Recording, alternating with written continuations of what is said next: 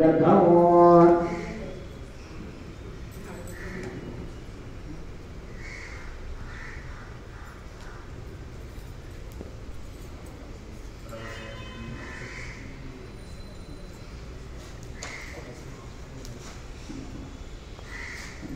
హవనం ప్రారంభమవుతుంది.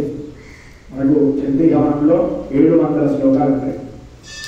ఒక్కొక్క అధ్యాయానికి ఒక అధ్యాయంలో 100 శ్లోకాలు, ఒక అధ్యాయంలో 50 శ్లోకాలు, అట్లా ఒక్కొక్క అధ్యాయంలో 300 శ్లోకాలు మొత్తం కలుపుకొని మనకు 700 శ్లోకాలు ఉంటాయి.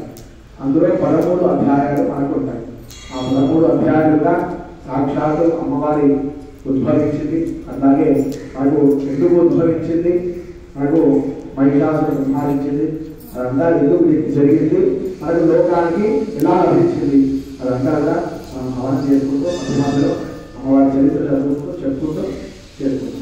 జగదంబాయి మాతాజీ, శక్తి పరాదేవతా మాతాజీ, దుర్గా భవాని మాతాజీ.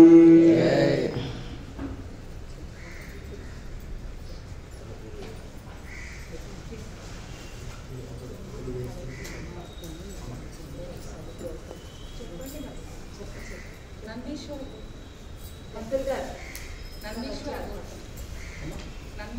నందీశ్వర్